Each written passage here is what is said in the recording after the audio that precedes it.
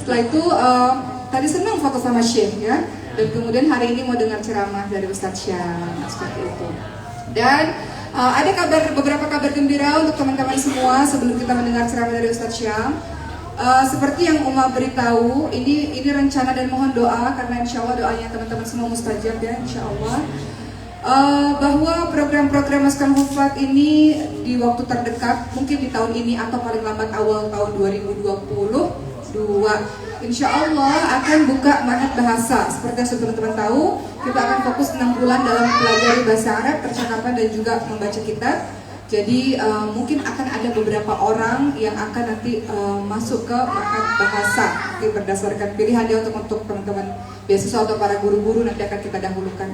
Kemudian kalau Allah takdirkan mohon doanya, kita juga tadi sudah sebutkan Maskan Hufat Turki Ustadz Syam. Jadi akan dibuka di Istanbul insya Allah.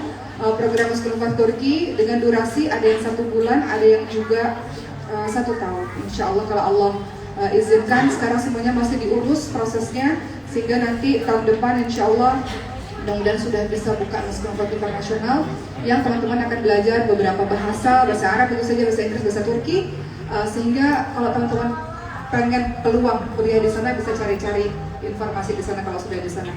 Ya, jadi itu ada beberapa programnya Maskan Hufat.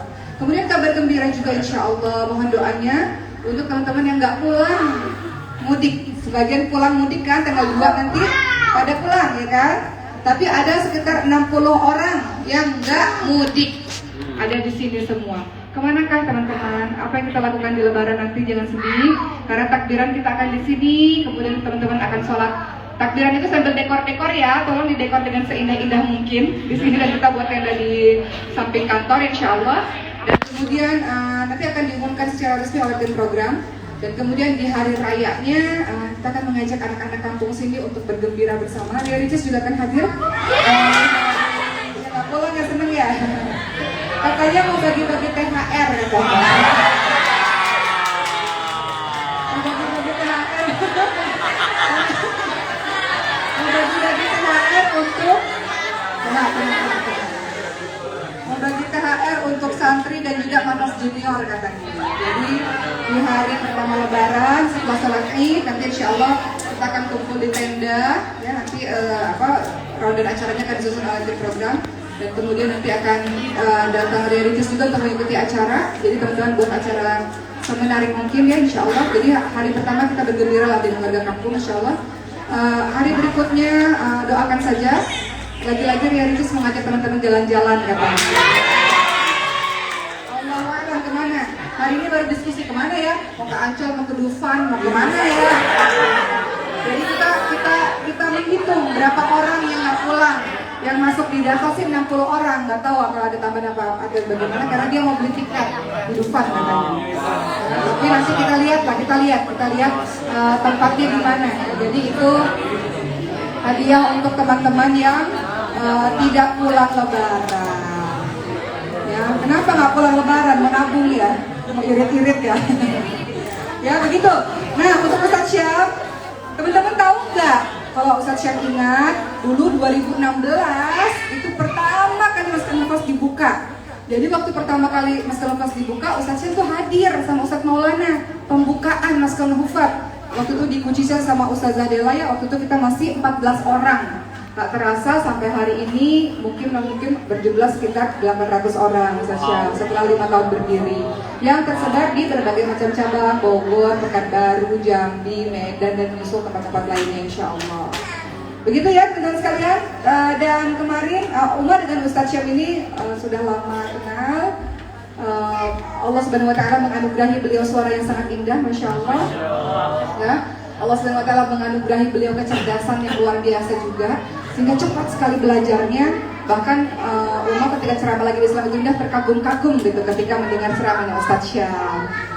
Ya, jadi pertama kali bersama dengan beliau itu tahun 2015, betul ya? 2015 ya?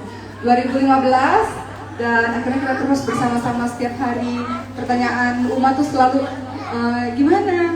Udah sama siapa sekarang? Jodohnya siapa? Kapan nikahnya? Tuh pertanyaan Uma tuh begitu. Kapan nikahnya? Terus kuliahnya gimana? Selalu begitu. Dan alhamdulillah sekarang Allah anugerahi seorang istri yang salihah insya Allah. Jadi kakak Jihan ini juga, Uma kan dari Batam ya teman-teman sekalian, Kepulauan Riau. Nah kakak Jihan ini juga dari Batam juga ya.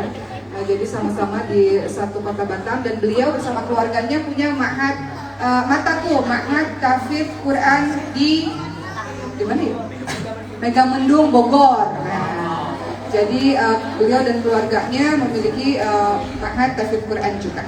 Baik, tanpa berlama-lama, kayaknya udah bosan dengar rumah panjang-panjang ngomong ya. Langsung aja kita dengar Ustadz Syah pada hari ini akan berbagi. Santai aja Ustadz Syah, karena di sini anak-anak muda berusia sekitar dari yang paling kecil 13 tahun, nanti rata-rata di sini usia 19 sampai 23 tahun paling banyak.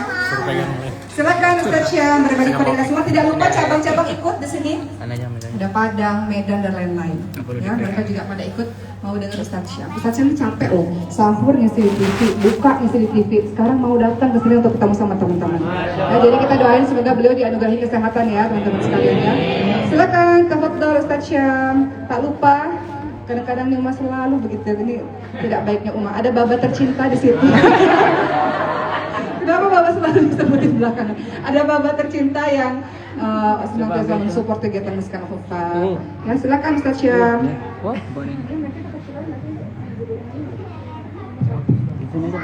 Mic-nya digedein boleh nggak biar agak besar suaranya? Udah gak pakai host lagi Uma, dari rumah langsung kabur. Kasian banget dia, padahal dia pengen masih pengen tampil. Ulang deh. Silakan ulang. Gak apa-apa deh. Ulang, gak apa-apa. Gak apa-apa. Sama gak? Langsung aja. Beneran nih. Aku mau berdiri, tapi kalau berdiri yang nonton ini perutku doang. Gak apa-apa sih, pamer dikit bahwa istriku berhasil membesarkan perut.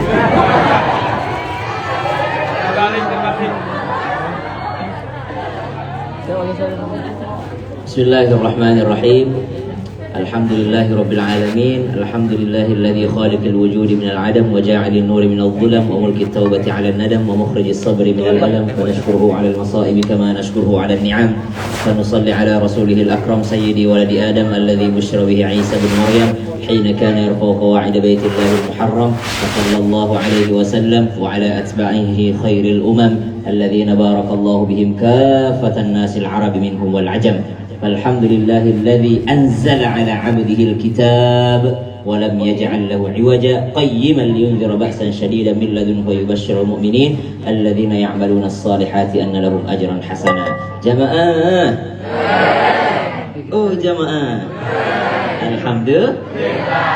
Alhamdulillah, saya paling senang kalau ketemu santri dan santriwati.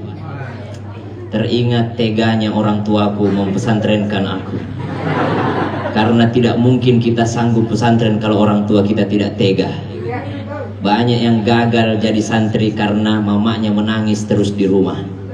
Banyak yang gagal jadi santriwati karena bapaknya tidak tega lepas dari anaknya. Dulu saya yang paling tega itu adalah mamaku.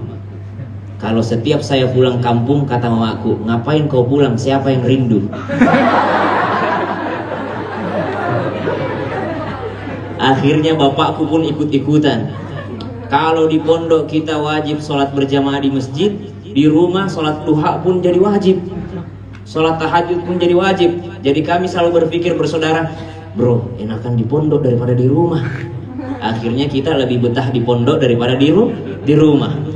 Jadi dibuat rumah itu bukan baiti jannati, tapi baiti nari. Rumahku nerakaku. Kalau di pondok kita minimal setoran 1 halaman 1 hari hafalan. Kalau di rumah mama minta 1 lembar 1 hari. Jadi kita saya sama Salahuddin, adekku Salahuddin itu, udahlah kita di pondok aja lah, nggak usah kita pulang-pulang kalau libur.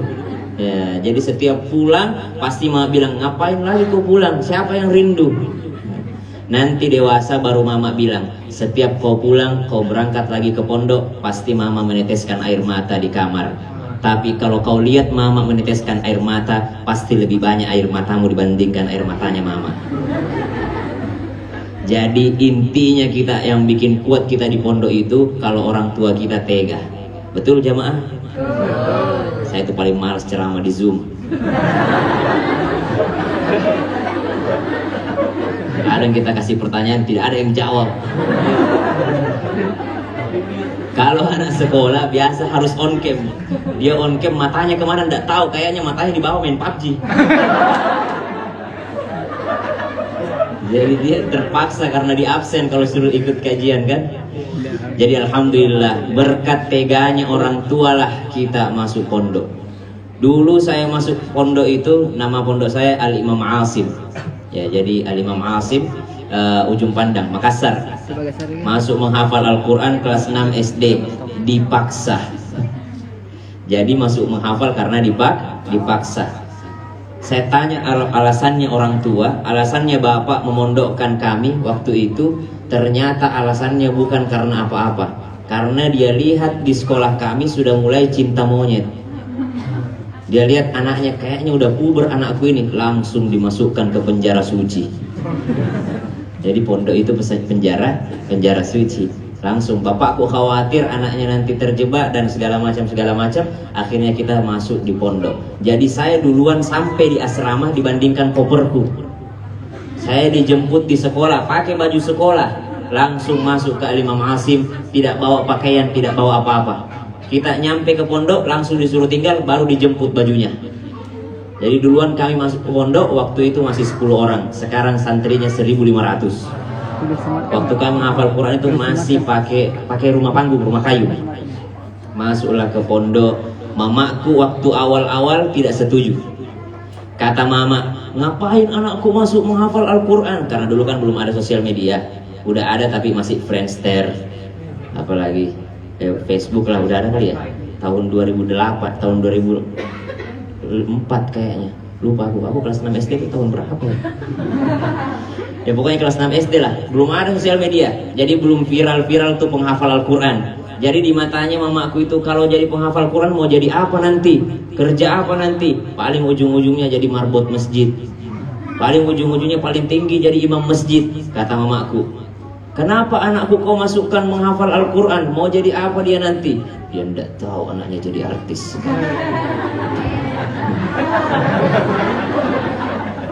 Followersnya 1,4 juta. Baru Instagram itu. TikTok 3,4 juta. 4,7 juta. Betul saya jadi penjaga masjid, bro.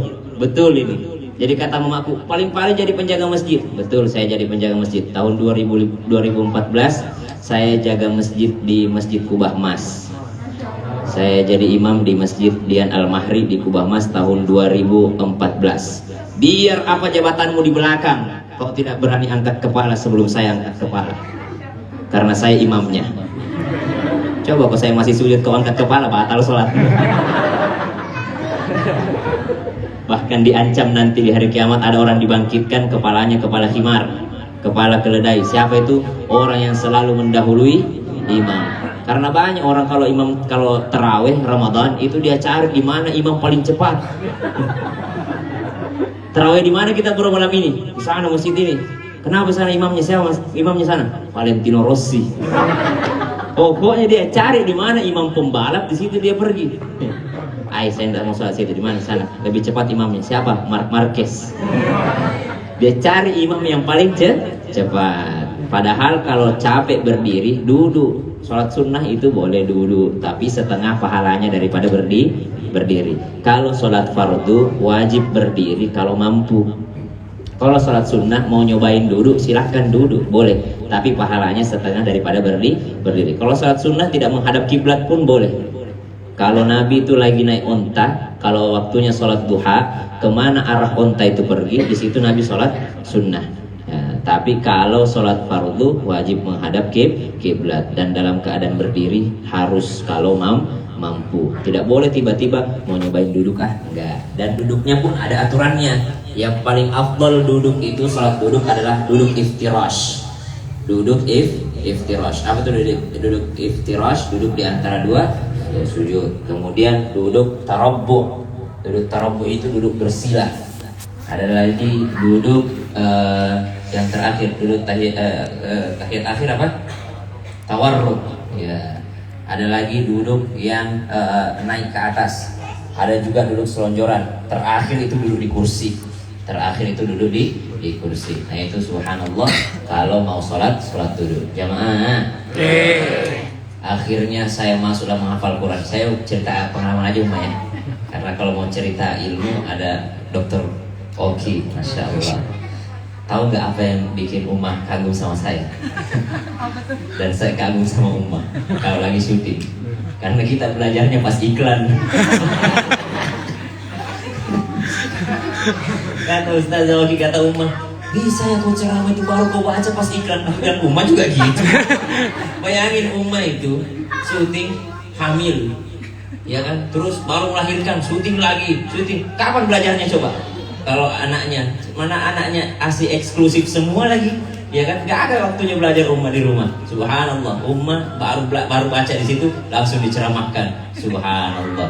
Jadi memang Allah berikan kemudahan. Jadi kita ini beda ulama, beda dai. Kalau saya ini dai, penyampai saja. Apa yang kudengar, kusampaikan kembali. Apa yang kudengar, kusampaikan kembali. Itulah pentingnya kata Nabi. Kalau mau bahagia, kun aliman.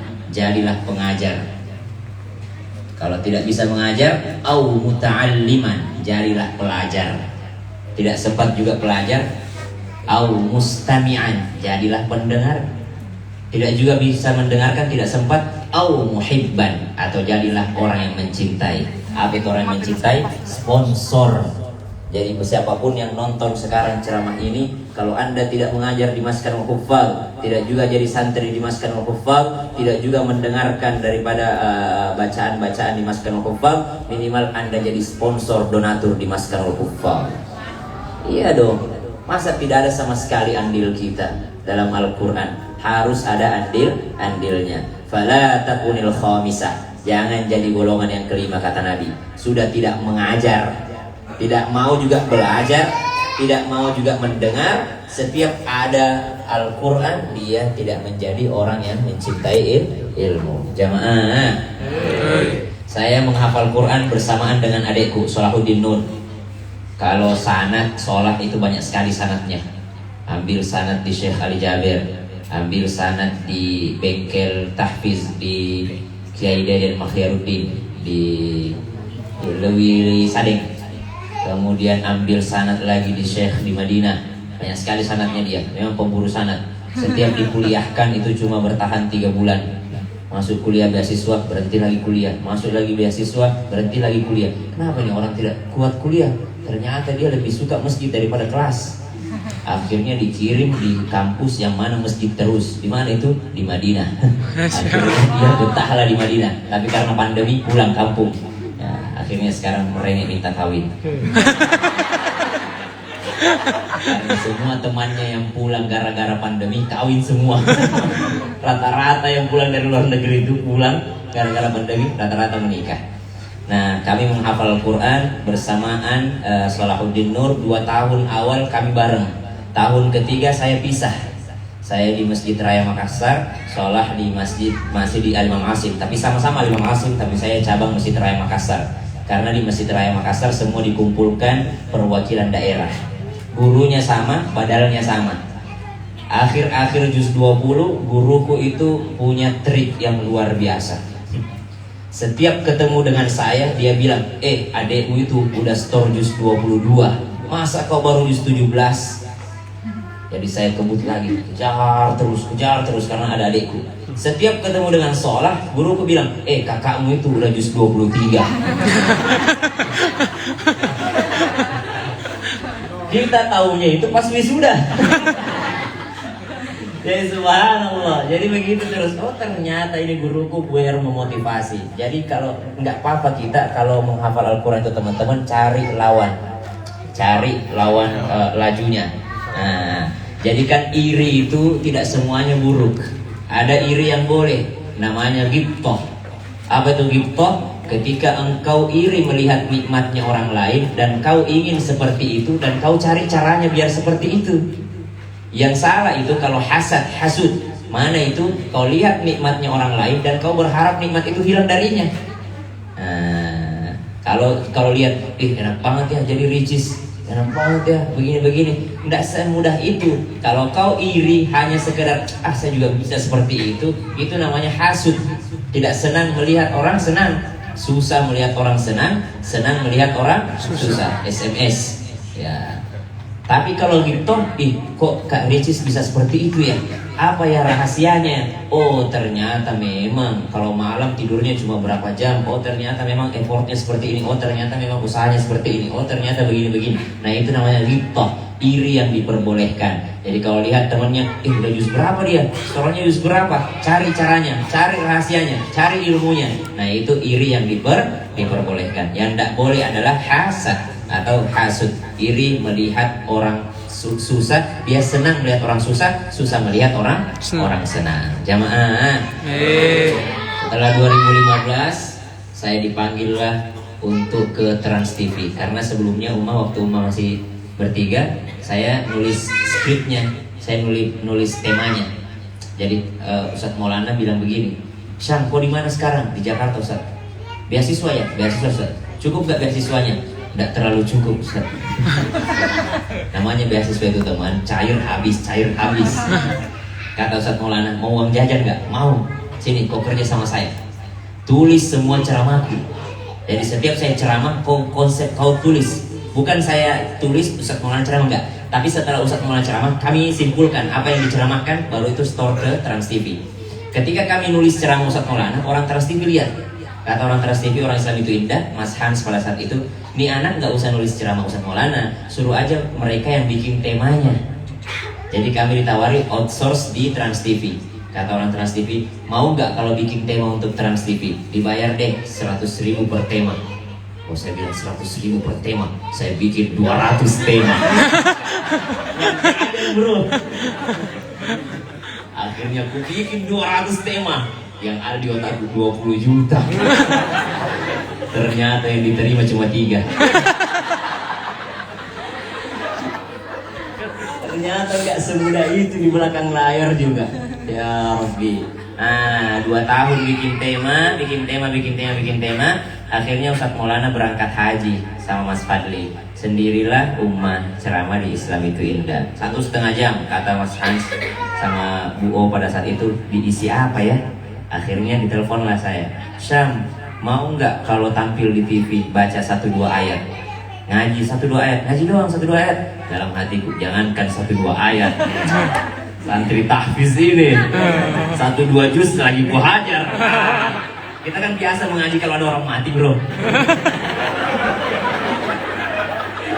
Jadi kita itu santri tahfiz di kampung, setiap ada orang mati kita dipanggil untuk khataman.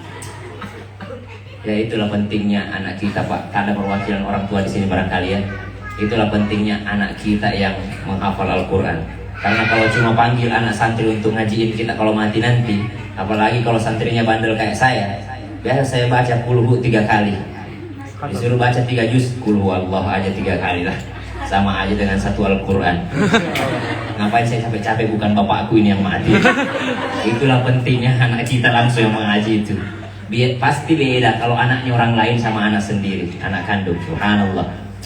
Ya apalagi kalau datang mengaji terus cuma dikasih teh manis ya kan, suruh teh manis terus suruh baca 3 juz, terus kata tuan rumahnya bisa lebih cepat lagi sedikit deh. Ya terpaksa kulhu.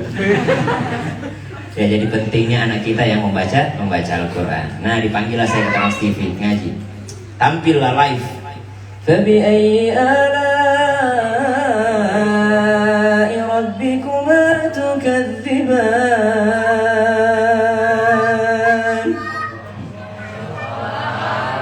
Selesai, masuk TV 10 detik. Kenapa ketawa daripada kau tidak pernah?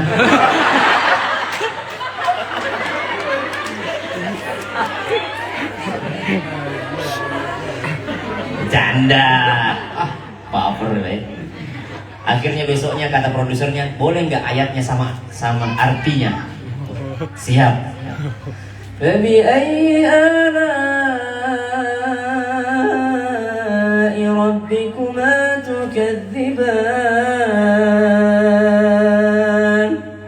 Maka nikmat Tuhan kamu yang mana lagikah yang kau dustakan? Selesai, masuk TV 20 detik.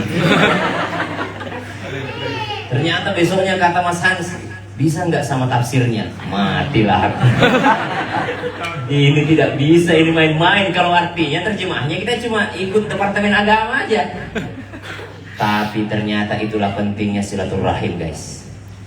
Gara-gara silaturahim saya bisa. Kenapa? Waktu dikasih materinya malam, kuhubungilah temanku yang ada di Mesir. Kuhubungilah temanku yang di PTIV yang jurusan Usuluddin, Fakultas Usuluddin, jurusan tafsir hadis. Karena saya jurusan komunikasi. Akhirnya aku tanyalah, oh besok bawa ini nih, tampillah aku. Maka nikmat Tuhan kamu yang mana lagi kah yang kau dustakan? 40 tahun kau pakai dua matamu. Kenapa lebih banyak matamu nonton sinetron daripada lihat Quran?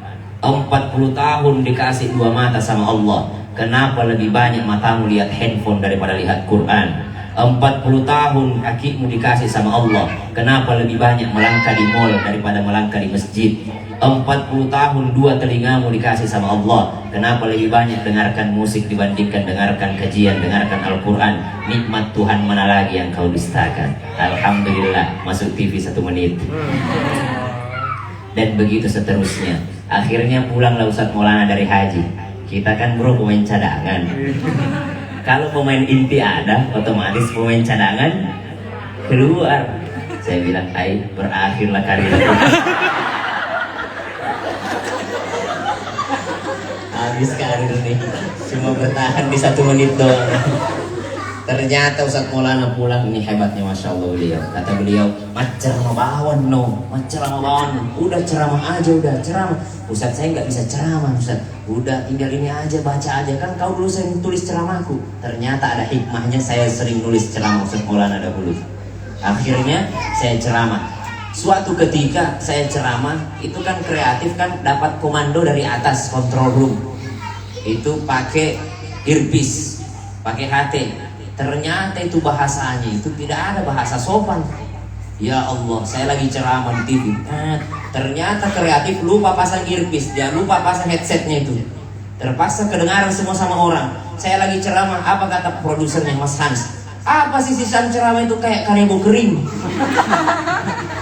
Aduh, waktu itu spesial Lebaran, Idul Fitri, lupa pasang itunya. Jadi kedengaran sama kita.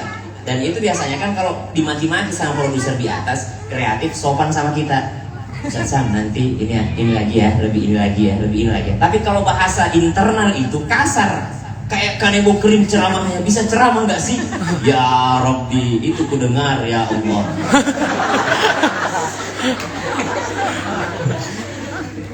Langsung dalam hatiku, wah habis karir yang kedua.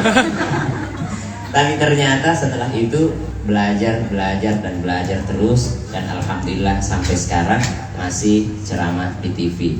Ceramahnya dari mana? Hanya dari mendengar lalu memperdengarkan, mendengar memperdengarkan, sama dengan Al-Quran. Bagaimana Nabi belajar Al-Quran? Isma' wa tasmi, isma' wa tasmi. Dengarkan, perdengarkan, dengarkan, perdengarkan. Begitu aja. Makanya penting itu sima'an. Pentingnya simaan, karena kita cuma disuruh dengarkan lalu perdengarkan bacaanmu. Itu teknik belajar Al-Quran, menghafal Al-Quran paling bagus insya Allah. Dan saya rasa teman-teman di sini semuanya adalah orang-orang yang insya Allah mulia dengan Al-Qurannya. Jamaah, berbicara tentang bulan Ramadan, jam berapa sekarang? Oh, udah 9:30. Baiklah, kalau begitu saya mulai ceramahnya. Assalamualaikum warahmatullahi wabarakatuh. Berbicara tentang bulan Ramadan, nuzulul Quran, memperingati saja. Sekedar memperingati. Bolehkah memperingati nuzulul Quran bukan 17 Ramadan? Boleh saja. Itu bedanya peringatan dengan perayaan. Kalau perayaan harus hari itu. Perayaan Idul Fitri harus 1 Syawal. Nggak boleh 2 Syawal. Misalnya, Ustaz Syam bisa khutbah nggak? Bisa jadi khatib nggak? Di mana? Di Jakarta. Oh mohon maaf, saya 1 Syawal di Makassar. Boleh nggak kalau 2 Syawal aja di Jakarta? Nggak boleh. Harus hari itu. Namanya perayaan. Makanya disebutkan tidak ada hari raya lain untuk Islam kecuali 2 hari raya. Hari raya Idul Fitri dan hari raya Idul Adha. Maka tidak boleh perayaan nuzul Quran, tidak boleh. Perayaan Maulid, tidak boleh. Perayaan Isra Mi'raj, tidak boleh. Tapi yang ada peringatan. Kalau peringatan bebas, Mau peringatan nuzul Quran bulan Muharram silahkan, mau peringatan nuzul Quran pada bulan Maulid silahkan, karena tidak terikat dengan waktu. Nah itu bedanya. Kalau orang bilang bid'ah itu perayaan nuzul Quran, emang bid'ah kalau perayaan, karena hari rayanya Islam cuma dua, hari raya Idul Fitri dan hari raya Idul Adha. Tapi kalau peringatan bebas-bebas saja. Nah itu dia. Berbicara tentang Ramadan, syahrul Ramadan alladzi unzila fihi al-Qur'an hudan lin-nasi wa bayyinatin minal huda wal furqan. Syekh siapa? Mahir Al-Mu'aqili. Allahu Akbar. Alhamdulillahi Rabbil Alamin. Ar-Rahmanir Rahim. Nah, pakai bayati. Bayati dekat-dekat ke sobat. Bayati dekat ke sobat itu. Maliki Yaumiddin. Itu sobat. Lari-lari ke sobat. Ada lagi syekh yang pakai bayati, siapa lagi? Syekh Musyari Al-Afasi pakai bayati. Allahu Akbar. Alhamdulillahi Rabbil Alamin. Ar-Rahmanir Rahim. Abdul Rahman Al-Ausi pakai bayati juga. Tapi Al-Afasi lebih banyak pakai nahwan. Ya, lebih sering pakai nahwan. Saya waktu mondok kalau udah diputar Al-Afasi maghrib abasa wa tawalla, menangis saya di tangga itu. Maghrib lagi, ya kan? Mata'an lakum wa li'an'amikum fa idza ja'atis sakhah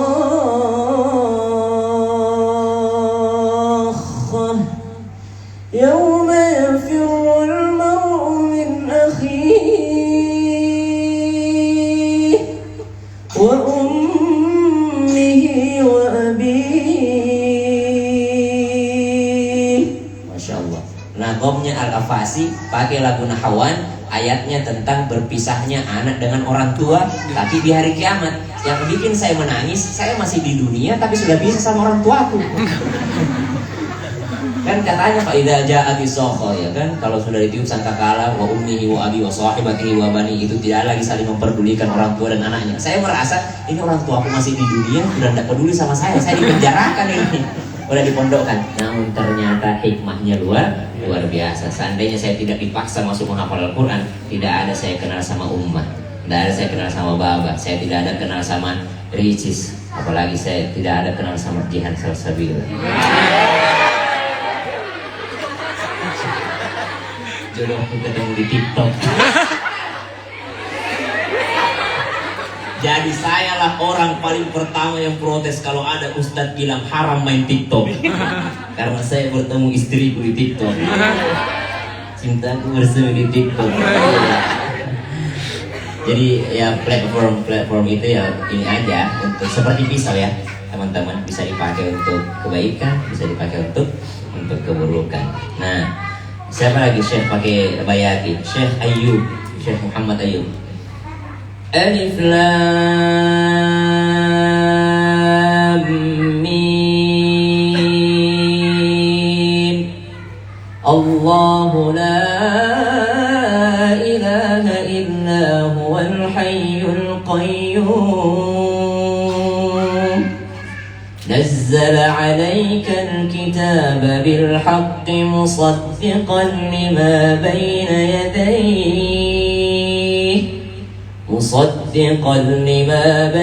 yadayhi wa anzala at-taurata wal injil. Kalau zamanku dulu menghafal ini yang paling laku. Kalau sekarang jarang mau pakai nada beginian. Rata-rata nada Al-Afasi, Abdul Rahman Al-Ausi yang melo-melo. Ya mungkin udah zamannya set boy gitu lah. Ya yang melo-melo, ya yang hobinya nonton drama Korea. Ya, jadi subhanallah, ya beda zaman, beda nadanya. Tapi kalau tajwid paling seneng kalau dengar Mahmud Khalil Al-Khusari, ya Al-Khusari. Kemudian Siddiq Al-Minshawi, ya. Amma yatasaalun 'anil naba'il 'azim alladzi hum fihi mukhtalifun kalla saya'lamun. Tapi jangan dipakai imam, bro. Kata DKM-nya tidak usah kau undang lagi itu. Kalau kau imam pakai as-sudais as-syuraim, kau baru sufufakum, kata DKM-nya, dia lagi tahun depan. Baru luruskan satu, ya kan? Allahu Akbar.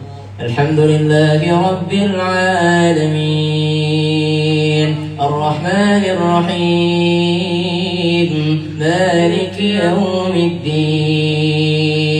Iyyaka na'budu wa iyyaka nasta'in. Enak memang kalau tarawih pakai nada ras, ya. Kalau sholat subuh pakai Syekh Hasan Saleh. Syekh Hasan Saleh pernah dengar? وعباد الرحمن الذين يمشون على الأرض هونا وإذا خاطبهم الجاهلون قالوا سلاما والذين يبيتون لربهم سجدا وقياما والذين يقولون ربنا اصرف عنا عذاب جهنم إن عذابها كان غراما إنها ساءت مستقرا ومقاما. Jadi orang yang cerdas itu tahu di mana kasih menangis. Kalau pada saat ayat neraka, ambil lagu-lagu sedih. Kalau ayat-ayat surga, ambil lagu-lagu semangat. Jangan terbalik. Kita lagi bahas ayat-ayat surga, dikasih lagu Hijaz. Atau ayat-ayat tentang perdagangan, idza tadayantum, diambil lagu Hijaz. Ya ayyuhalladzina amanu idza tadayantum ila ajalin musamman faktubuh. Setengah mati menangis di belakang makumnya. Dia ingat dosanya. Padahal itu ayat hutang piutang. Kata orang yang mengerti ayatnya, ini kira-kira Pak Haji yang paling menangis ini yang paling banyak hutangnya. وَلْيَكْتُبْ بَيْنَكُمْ كَاتِبٌ بِالْعَدْلِ وَلَا يَأْبَ كَاتِبٌ. Ya kan ayat tentang hutang piutang, tapi dia pakai lagu Hijaz. Lagu siapa? Hani Ar-Rifai. Alhamdulillahi Rabbil Alamin. Nah itu versi qori'nya Hani Ar-Rifai. Kalau versi penyanyinya Ariel Noah. Jadi kalau mau tahu versi Ariel Noah itu seperti Hani Rifai. Ya. Tengah-tengahku.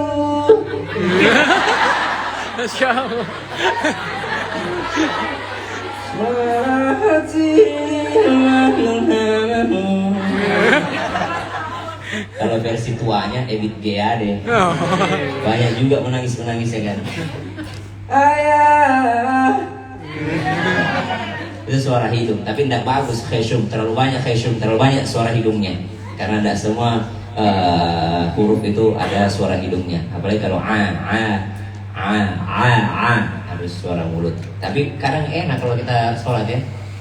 Ya, intinya kalau lancar hafalan enak semua. Yang paling tidak enak itu kalau tidak lancar hafalan. Kalau tidak lancar, kalau tidak mungkin, biar bagaimana enaknya suara. Ya. Temanku itu kalau tidak lancar hafalan, dulu kita di Makassar begini. Kalau pulang terawih kita itu ngumpul di warkop, semua imam-imam terawih untuk ceritakan pengalamannya. Bagaimana tadi bro? Tadi makmumku, saya pernah punya pengalaman. Saya pakai mic ini. Apa namanya? Mic di sini. Paling setengah mati kita imam itu kalau pakai mic ini. Nggak keluar suara. Kan di sini baiknya. Alhamdulillah, baru rakaat ketiga sudah setengah mati suara. Apalagi kalau pakai gamis seperti ini. Ya. Saya pakai mic ini juga. Jadi double. Pakai mic ini satu. Tiba-tiba pada saat sholat, ya kan? Pada saat saya sholat, walau nazzalna 'alaika kitaban fi qirtasin falamasuhu bi aydihim laqala alladziina kafaru ada kecoa lewat. Ada kecoa lewat. Ini kisah nyata. Karena saya takut ini, Pak. Saya pakai sarung. Saya sudah bayangkan itu kecoa masuk di sarungku. Kututup mataku, ya kan? لقال الذين كفروا إن هذا إلا سحر مبين وقالوا لولا أنزل عليه ملك ولو أنزلنا ملكا لقضي الأمر ثم لا ينظرون الله أكبر. Dalam hatiku, mudah-mudahan tidak masuk di sarungku ini. Pas saya naik, ya Rabbi, ternyata apa yang terjadi itu kan ada kabelnya.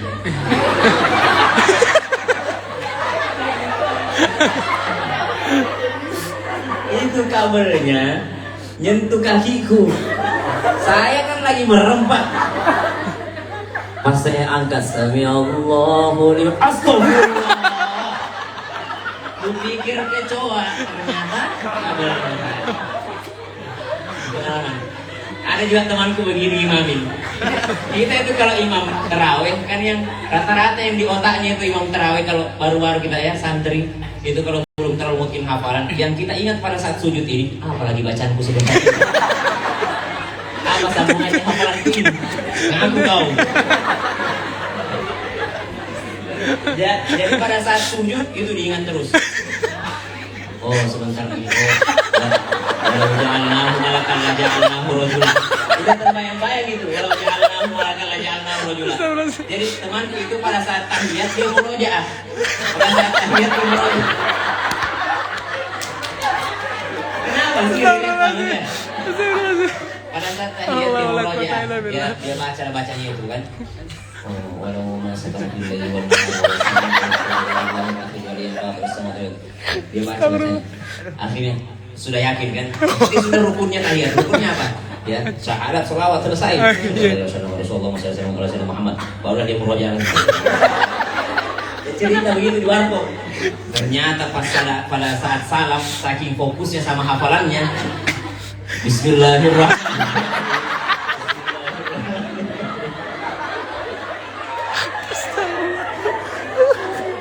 Allahu Akbar. Dan itu terjadi, banyak terjadi. Kalau di Makassar itu kita juga anak tahfiz sering diundang Barazanji, acara Barazanji. Ada doanya Barazanji itu di akhir itu Allahumma ya basital yadaini bil atiyah. Allahumma ya basital yadaini bil atiyah, ya basital yadaini bil atiyah, ya man idza rufi'at yakuful 'abdi kafah. Itu doanya Barazanji. Doanya Al-Barazanji. Kalau ada acara-acara, kalau di Makassar itu jarang yang yasinan. Kalau di Jakarta ini yasinan gitu kan, pada acara-acara ulang tahun yasinan, orang mati yasinan, akidah yasinan, yasin terus. Boleh nggak begitu? Ternyata yasin itu memang untuk segala hajat. Cuma masalahnya dia hafal yasin, pas suruh baca Al-Baqarah tidak bisa dibaca. Ya, tapi nggak apa-apa lah orang tua. Jangan karena kalian sudah hafal Quran pulang nyalahin orang tua, nggak apa-apa. Ya, pelan-pelan. Mak, bagus baca Yasin malam Jumat, tapi lebih bagus lagi Al-Kahfi. Jangan langsung bilang tidak ada sunnahnya itu Yasin ya. Pelan-pelan. Bagus memang Yasin, Mak. Bagus sekali untuk segala hajat, tapi lebih bagus lagi Al-Kahfi. Panjang sekali Al-Kahfi. Potong-potong saja. Ya, potong-potong 10 ayat dulu, baru masuk ayat 20, ayat 30. Pelan-pelan kita berdakwah, apalagi kepada orang tua. Nabi Ibrahim saja, bapaknya itu pembuat patung berhala, tidak pernah Nabi Ibrahim menghardik bapaknya. Lihat bahasanya Nabi Ibrahim dalam surah apa ini? Ya abati lima ta'budu ma la yasma'u wa la yubsir wa la yughni 'anka syai'an. Surah apa? Surah Surah anak pertamanya Ummah. Surah Maryam. Dan kata Nabi Ibrahim, ya abati. Apa itu abati? Oh, bapakku sayang. Bapakku sayang. Karena kalau normalnya bapak, ya abi. Tapi kalau ya abati, bapakku sayang. Ya, dear dad. Ya kan? Dear father. Ya, bapakku sayang. Pelan-pelan lah kita. Nah, kalau di Makassar itu sering baca barasanji, doa barasanji. Allahumma ya basital yadaini bil atiyah. Tiba-tiba temanku itu witir.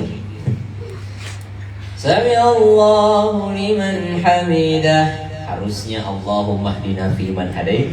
Dia baca Allahumma ya basital yadaini bil atiyah.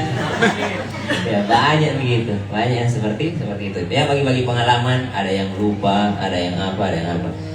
Saya terakhir ikut MTQ 10 juz itu dijebak oleh soal di juz 7 surah Al-An'am. Ada di surah Al-An'am itu dan sampai sekarang tidak bakal bisa lupa itu ayat. Innama yastajibul ladzina yasma'un. Itu kan wakaf di situ yasma'un. Harus berhenti, mim harus berhenti. Ini yang ngetes saya begini caranya ngetes. Innama yastajibul ladzina yasma'una wal mauta. Saya ulang terus. Kayaknya pernah dengar ayat ini. Innama yastajibul ladzina yasma'una wal mauta. Apa ini ayat apa ini? Karena keseringan wakaf di yasma'un itu mempengaruhi sekali itu wakaf tidak kita itu mempengaruhi hafalan. Ya makanya kalau udah mungkin udah lancar hafalan, coba wakaf yang lain lagi, wakaf yang lain ya. Kalau udah lancar hafalannya, karena sangat mempengaruhi. Kalau nggak biasa kita wakaf di situ bisa lupa. Saya lupa benar-benar lupa. Innama yastajibul ladzina yasma'una wal mauta. Langsung saya nyerah. Istamir ila akhir ayat ya Syekh. Sambung sampai akhir ayat ya Syekh. Disambung. Innama yastajibul ladzina yasma'una wal mauta yab'athuhumullah. Saya ulang lagi sampai akhirnya saya menyerah. Saya tidak ketemu di mana ayat ini. Saya bilang juz berapa ini? Pernah dengar, pernah hafal tapi lupa. Ternyata itu juz 7 surah Al-An'am tapi wakafnya berbeda. Jamaah. Tidak terasa ini, udah lewat 38. Baiklah, saya belum mulai ceramahnya. Jadi bulan Ramadan itu bulannya Al-Quran. Karena Allah katakan Syahrul Ramadan alladzi unzila fihil Quran. Saya pulang dari Palembang, saya bawa oleh-oleh pempek. Saya pulang dari Medan, saya bawa pulang oleh-oleh di Ambon. Saya pulang dari Sumedang, saya bawa pulang oleh-oleh tahu Sumedang. Saya pulang dari Makassar, saya bawa pulang oleh-oleh Jalangkote. Ya. Saya pulang dari Megamendung, saya bawa pulang oleh-oleh istri. Canda. Ya jadi tempat itu kalau kita pulang ada oleh-oleh khasnya. Kira-kira nyambung nggak kalau saya pulang dari Korea? Saya pulang dari Korea, lalu saya bawain kalian oleh-oleh rengginang. Dari mana Sansam? Dari Korea. Mana oleh-olehnya? Ini rengginang. Nyambung nggak kira-kira? Nggak nyambung. Maka oleh-olehnya Ramadan itu adalah Al-Quran. Al-Quran. Syahrul Ramadan alladzi unzila fihi Al-Quran. Bulan Ramadan itu bulan diturunkannya Al-Quran. Maka perbanyak interaksi dengan Al-Quran. Tidak usah diingetin kalau anak-anak maskan lah. Insya Allah, hafal ya. Maskan hafal, insya Allah banyak interaksinya. Interaksi Al-Quran banyak. Perbanyak belajar dulu hurufnya. Alif, ba, ta, tha, jim, ha, kha, dal, dal, ra. Belajar. Setelah itu belajar tahsinul qiraah. Jadi bukan tahsinul Quran, tahsinul qiraah. Kalau tahsinul Quran memperbaiki Quran. Apa yang mau diperbaiki Quran? Udah bagus. Memperindah Qurannya. Tahsinul qiraah, memperbaiki bacaan kita, memperindah bacaan. Baru itu setelah itu baru belajar menghafal. Untuk para wali santri, masya Allah, tabarakallah yang hadir, ternyata teman-teman sekalian menghafal Al-Quran itu hukumnya apa? Wajib. Menghafal Al-Quran itu hukumnya wajib bagi setiap muslim. Walaqad yassarnal Qur'ana lidzikri fahal min muddakir. Sudah kasih mudah, kenapa kau tidak hafalin? Bukankah ini sudah cukup sebagai dalil bahwa menghafal Al-Quran itu wajib? Wah, ternyata hukum menghafal Al-Quran itu wajib. Hafalin aja dulu, kalau nggak hafal-hafal urusan belakang. Ya, yang jelas ada usaha menghafal Al-Quran. Hafalin aja dulu, hafalin. Yang jelas ada usaha menghafal Al-Quran. Setidaknya kita melepaskan kewajiban di hadapan Allah Subhanahu Wa Taala. Kata Allah, kenapa kau udah hafal Quran? Saya udah usaha ya Allah, tapi tidak masuk. Saya udah usaha ya Allah, tapi tidak masuk. Kata Allah, kenapa? Gimana caranya tidak masuk? Tahu kalau sholat kuliah kulhu. Wal asri inna atana. Jadi menghafal Al-Quran itu hukumnya wajib. Ngafalinnya itu nanti beda-beda orang. Ada yang sanggup hafal, ada yang tidak sanggup menghafalkannya, menyelesaikannya. Tapi untuk mencoba menghafalkan Al-Quran, setiap kita diwajibkan oleh agama kita, diwajibkan oleh Allah. Walaqad yassarnal Qur'ana lidzikri fahal min muddakir. Aslinya itu bukan muddakir, tapi multakir. Susah disebutkan, diganti lagi. Mudzakir. Masih susah disebutkan, ganti lagi. Muddakir. Apa hikmahnya? Allah 3 kali ganti redaksinya ini. Redaksi bahasanya ini. Kata multakir, dari multakir menjadi mudzakir, menjadi muddakir. Apa hikmahnya? Saking maunya Allah mempermudah Al-Quran bagi kita, diganti-ganti itu bahasanya. Bahasa aslinya itu multakir. Ya, kenapa kau tidak hafalin? Itu bahasa aslinya, tapi Allah permudah jadi mudzakir. Masih lebih susah lagi, muddakir. Saking Allah ingin menunjukkan, saking dipermudahnya Al-Quran untuk kalian untuk dihafalkan.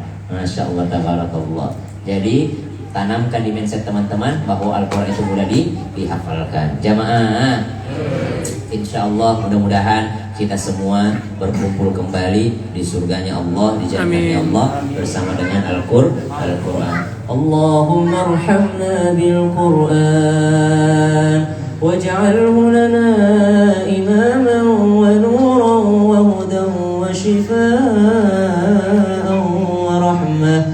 Allahumma dhakkirna minhu ma nussina wa 'allimna minhu ma jahilna warzuqna tilawatahu ana al-layl wa atraf an-nahar waj'alhu lana hujjatan la hujjatan 'alaina ya rabbal 'alamin.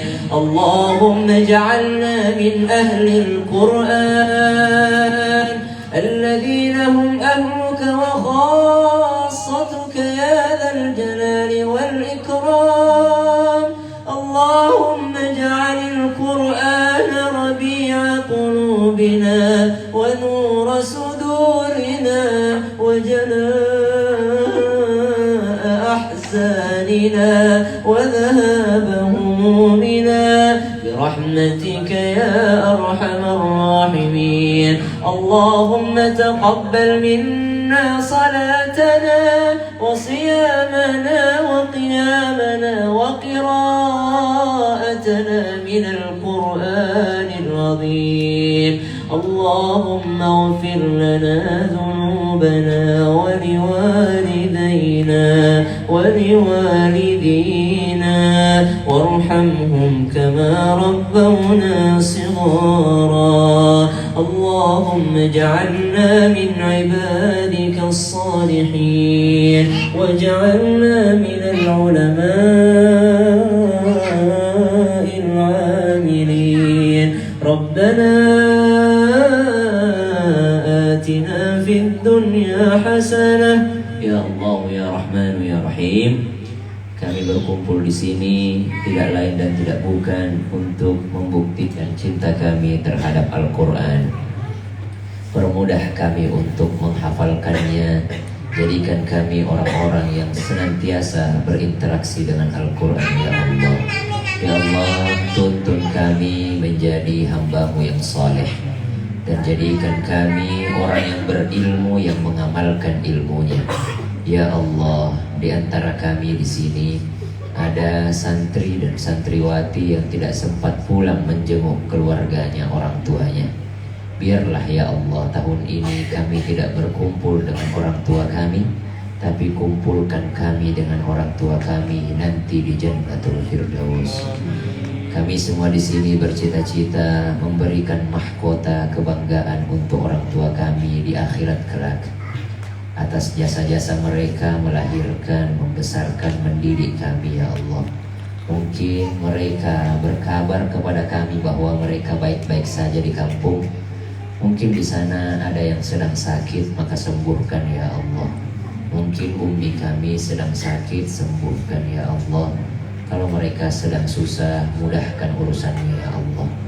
Begitu pula kami semua ya Allah, mudahkan urusan kami ya Allah. Ya Allah ya Rahman ya Rahim, sebagaimana kami berkumpul di Ramadan tahun ini, kumpulkan kami kembali di Ramadan tahun depan, dan kumpulkan kami semua kembali di Jannatul Firdaus.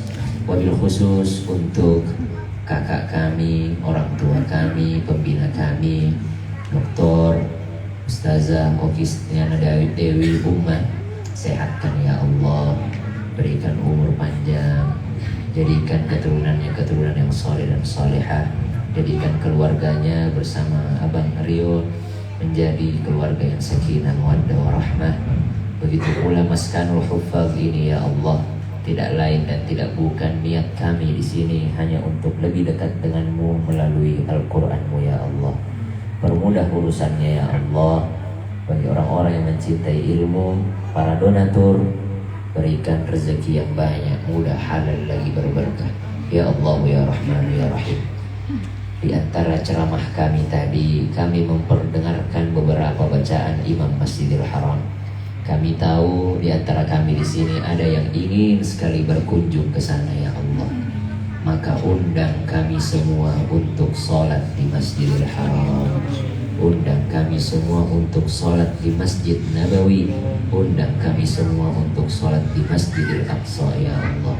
Ya Allah ya Rahman ya Rahim, terima amal ibadah kami ya Allah. Sholat kami, puasa kami, bacaan Al-Quran kami. Jauhkan kami daripada sifat riya, ujub, sum'ah, ingin dikatakan hafiz, ingin dikatakan qari. Jauhkan kami daripada sifat-sifat itu ya Allah. Ya Allah ya Rahman ya Rahim. Allahumma innaka afuwun karim, tuhibbul afwa fa'fu anna ya karim. Jikalau di antara kami di sini malam ini masih berlumur dosa, jangan engkau biarkan ia pulang sebelum engkau ampuni dosa-dosanya. Jikalau di antara kami di sini ada yang sedang sakit, jangan engkau biarkan ia keluar dari sini menurunkan tangannya sebelum engkau sembuhkan penyakitnya. Jikalau ada yang sedang susah ya Allah, jangan engkau biarkan ia mengakhiri doanya sebelum engkau mudahkan urusan baginya ya Allah. Rabbi yassir wa la tu'assir, Rabbi tammim bil khair. Allahumma la sahla illa ma ja'altahu sahla, wa anta taj'alul hazna idza syi'ta sahla. Ya Allah ya Rahman ya Rahim. Begitu pula para pembina Maskanul Huffaz ya Allah, guru-guru kami, ustaz-ustazah kami ya Allah. Mereka rela mengambil waktu bersama dengan anak kandung mereka untuk bersama kami anak didik mereka ya Allah. Panjangkan umurnya, mudahkan urusannya, jadikan mereka hamba-hambamu yang saleh. Ya Allah ya Rahman ya Rahim, terima segala doa kami. Mudah-mudahan kami menjadi hamba-Mu yang dekat dengan Al-Quran, Ahlul Quran, menjadi orang-orang yang membaca Al-Quran, menghafal Al-Quran, serta berakhlak Al-Quran. Rabbana atina fid dunya hasanah wa fil akhirati hasanah wa qina adzaban nar. Wa sallallahu ala sayyidina Muhammadin walhamdulillahi rabbil alamin. Wallahul hadi ila siratal mustaqim. Saya doakan teman-teman semua, hasantukum bil hayyil qayyum alladzi la yamutu abada wa nafa'tu ankum as-su'a bi alfi la haula wa la quwwata illa billahil 'aliyyil 'azim. Saya membentengi kalian semua yang hadir kepada Allah Subhanahu wa taala yang Maha menjaga, yang tidak pernah mengantuk, tidak pernah tidur dari segala macam mara bahaya COVID-19 dan segala apapun itu. Saya mintakan doa khusus. Doa ini dibaca oleh salah seorang nabi Bani Israel ketika umatnya terkena ain. Jadi dia baca doa ini untuk membentengi semua umatnya. Syam bacakan doa ini supaya semua yang hadir di sini dilindungi oleh Allah Subhanahu wa taala. Dan doakan saya balik. Semoga segera diberikan keturunan saleh dan saleh. Assalamualaikum warahmatullahi wabarakatuh. Waalaikumsalam. Saya kembalikan. Saya kembalikan kepada hostnya. Bapak kalau ngomong kayak Ustadz Abdul Somad. Udah nih kan? Masya Allah, kayak sama Ustadz Abdul Somad. Kampung, kampung, Masya Allah. Masya Allah, tabarakallah, syukran, jazakumullah khairan. Kita ucapkan kepada Ustaz Syam yang telah menyampaikan begitu banyak ilmu dan pengalaman yang beliau telah rasakan. Semoga apa-apa yang telah beliau sampaikan dapat kita amalkan dalam kehidupan kita sehari-hari. Dan telah mendengarkan suaranya yang Masya Allah merdu banget.